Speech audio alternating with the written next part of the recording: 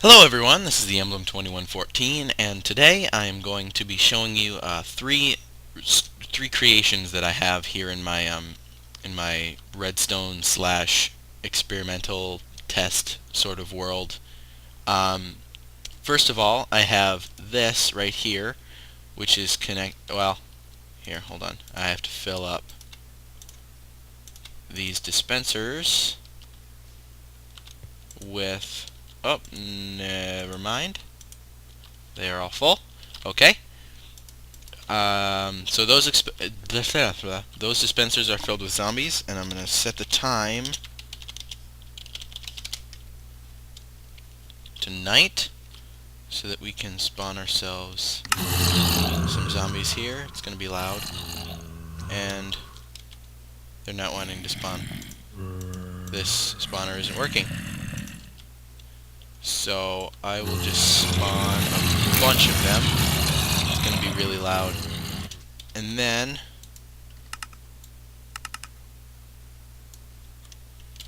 I'll go over here and I'll stand on this platform, which will put me close enough to these spawners so that they'll be able to spawn the entities that they're set at. Oh, I have a villager down under the ground. That's where they're going. So I'm going to spawn a bunch of them. So I'm going to go over here by these spawners, and these spawners are spawning, ready? Arrow entities. Oh yeah. So this is actually a rapid fire arrow spawner. It's a rapid fire arrow turret, I guess that's what I'm trying to say. And I put in the circle brick just to make it look kind of like it was firing the arrows. But what I did was I used Seth Bling's Create Spawners MC Edit filter to create spawners out of a flying arrow entity. So I shot an arrow, then paused the game, then went into MC Edit and copied that arrow entity. Let me fly here. I copied that arrow entity a bunch of times in 3 rows, the bottom, the middle, and the top row there. And then I created spawners and put them right down there that would spawn the entities, the arrow entities, when I was close enough to them. So that was my first idea. I don't know if anyone's thought of that before. It seemed a bit obvious, but I guess not. I haven't seen any videos with that in it. Over here I just have some custom mobs that I was experimenting with.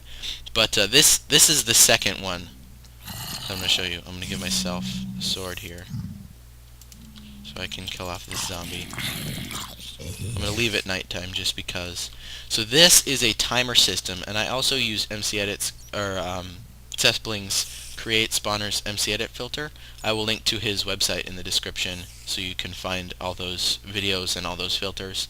And what I did was I created a spawner that is spawning sand entities, falling sand entities. So I also use the filter it's like modify spawner change spawner properties, I think, so that this is spawning entities at a steady rate.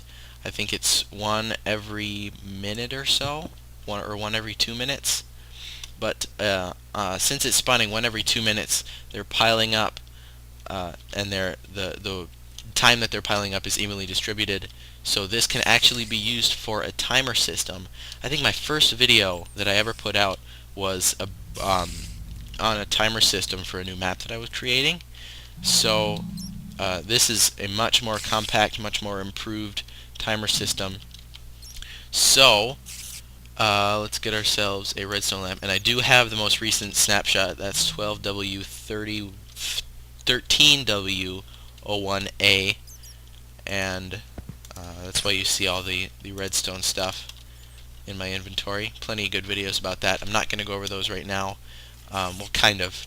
I'm going to go over the hoppers over there. So what this does is it spawns falling sand entities one every 2 minutes, one every 1 minute, I guess. That a new one just spawned. And then once they pile all the way up to the top, it it completes this redstone signal, and that can be used to, I had TNT over here before, but that turns on the lamp.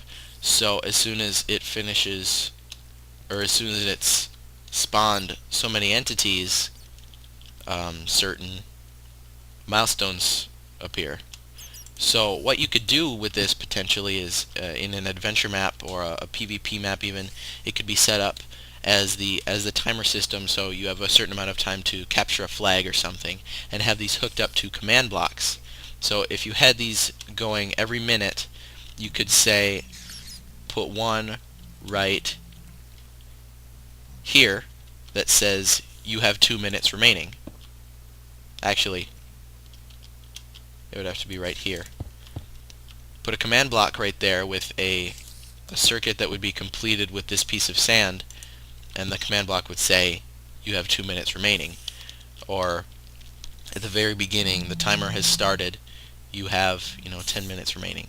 So that was my idea. I thought that was a pretty good idea. I have not employed it in a map yet. I'm hoping I'm going to. I have a few good ideas, but we'll see. So I'm going to turn it to day here.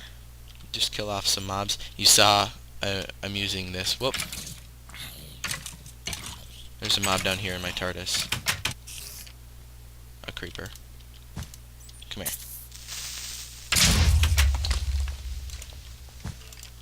Alright. This is also a TARDIS work in progress. So, over here I have a bunch of hoppers, and hoppers have recently been added in the most recent snapshot 13W01A, and what hoppers do is when block entities fall down into them, they are transported from the top of the hopper. God dang it. Or are they spawning in there? I'm going to take that out. Alright. So, got rid of that nuisance. But hoppers take the entities that fall on top of them and deposit them into... Gosh darn it. Come on. And deposit them into the chest that they are connected to. And I can't... I'm derping at throwing these arrows, and they just landed on the side of the hopper. That was stupid. I will throw them right there. They'll fall down the stream of water and into the hopper. There you go. And I threw that piece of sand and these arrows. So, my idea was, say you have a bunch of cactus farms, like this small one that I set up. Simple enough. Cactus grows up one, it hits the block, it pops off, it falls down into the water directs it into this stream, and makes it fall down there. Instead of having a complicated system of waterways that directs them all to a single stream, you could just copy this single design over and over and over and over again down this line, and then once the cactus grows and falls down, it falls down into these hoppers. This hopper transported that entity into this hopper, into that hopper, into that hopper, into that hopper, into that hopper, into that hopper, and all the way down into this hopper and into this chest. So there. Essentially what this is piping. Like in Buildcraft or Tekkit, you've got hopper pipes. Now I'm not sure how logical this will be. For example, I don't know the crafting recipes for hoppers, so if hoppers are very strenuous on resources, then this won't be as practical as it would be if these were easy to build. I'm thinking they probably are going to be relatively difficult to build, much like anvils. I don't think I have one placed. Much like anvils, which take lots and lots of iron. But either way, I figured this was a good idea if you're building, you know, going for the world record melon farm or whatever, and you want it all, you want a simple way to get all of the melon into a single chest. Then you can connect all the waterways down into a single line of hoppers, and they will transport all the entities into that single chest.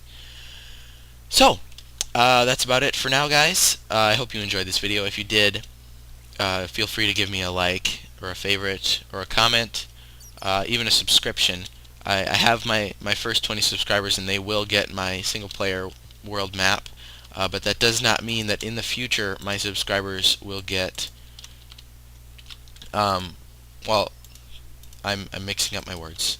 In the future, my subscribers, goodness me, will most definitely get special worlds, special perks that go along with being a subscriber. So I'm the Emblem 2114, and I will see you next time.